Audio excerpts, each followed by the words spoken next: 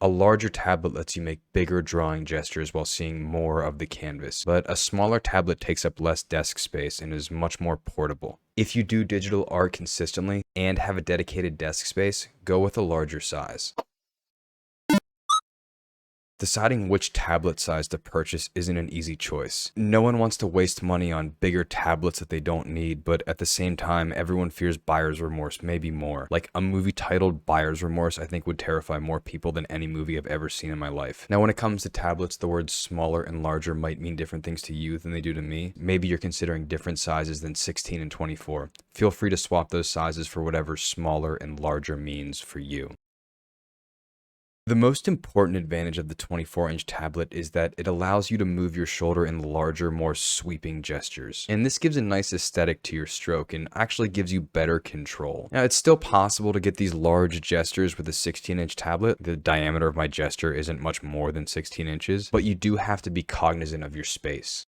The 24-inch tablet is more comfortable to work on for long periods of time, simply because I can lean my forearm on the tablet as I move my wrist. Now, compare that with a 16-inch where my elbow can't actually rest on the same plane as my wrist, so I usually end up moving the 16-inch tablet to the edge of my desk so that my elbow is free floating. It's not a big deal, but I just get tired more quickly. When I switch my desk to standing mode, I always have my elbow free floating, so it doesn't really affect me when I'm standing up and drawing. I do think I'm a little bit of a brat for having the standing desk, but I'll be honest, I absolutely love it and don't regret it in the slightest. When I'm drawing on the 16-inch tablet, I can't see the full canvas at the resolution that I want. So I end up zooming and panning a lot more, which can be a little bit annoying. With the 24-inch tablet, this really isn't an issue. And since the 24-inch allows me to see at least one or two of the edges of the canvas, I don't feel like I'm getting lost in a sea of white, which sometimes happens with a 16-inch screen. When I sculpt, this really isn't a big deal. I'm always moving and panning too much anyways, so it doesn't really make a difference, 16 or 24. I scroll around the screen all the time.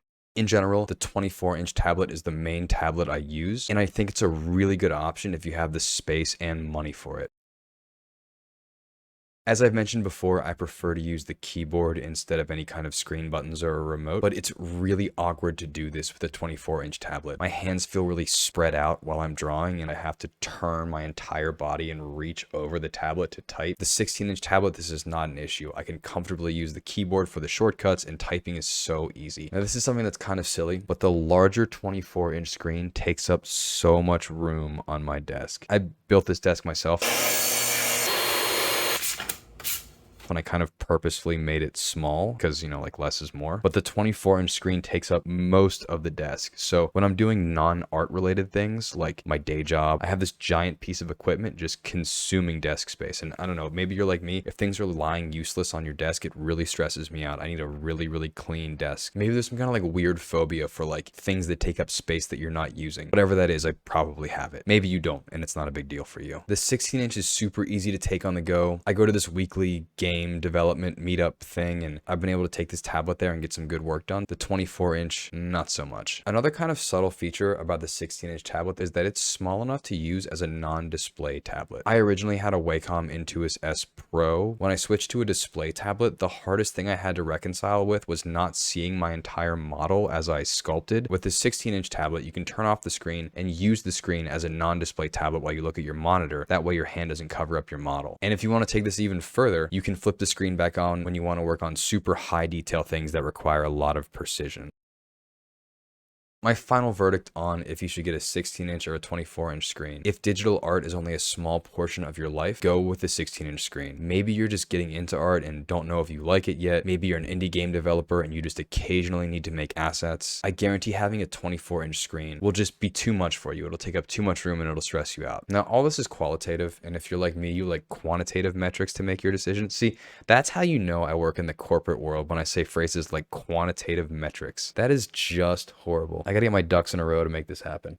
I do that all the time. I'm just infected with corp speak. I have to fight it every day. Let's pull it back here. If you like quantitative metrics to make your decision, here they are. Get a 24-inch screen if you consistently do digital art for 5 or more hours a week. That's a lot of time. It might seem like not a lot, but 5 or more hours a week means you do it an hour a day during your weekdays. And that's difficult to fit in with a normal busy life. If not, go with a smaller screen. Don't worry about future potential. The idea that you don't need something now, but you might need it in the future. Cross that bridge when you get to it. If someday you decide you need a 24-inch screen, then upgrade. If you go with a 16-inch tablet, there's no way you'll run into some invisible barrier where your art can't possibly progress. You'll be fully capable of producing high quality art either way. If anything, if you start with a 16-inch tablet and then later on upgrade, you'll be able to appreciate the extra screen real estate even more, and it will have an even more dramatic effect on the quality of your art. And if you're on the fence about all this and this video hasn't helped you and you still don't know, I'm just going to tell you right now and make the decision for you. Go with the 16-inch tablet. It's a great device. You'll be able to produce high quality art. It's portable. It doesn't take up space, and you might save a little money. You know, we have this tendency to think that just because something is smaller, it's not quite as good. That's just the allure of tech marketing. In my experience, the smaller sizes work great too.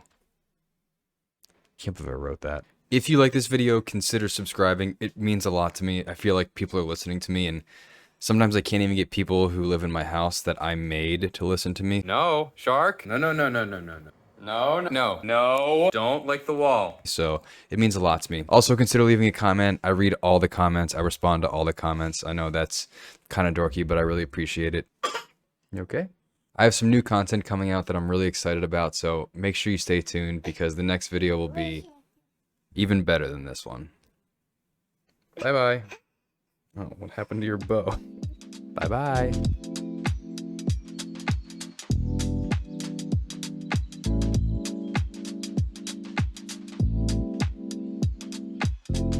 If you aren't working on digital art that much, or if you aren't working on digital art,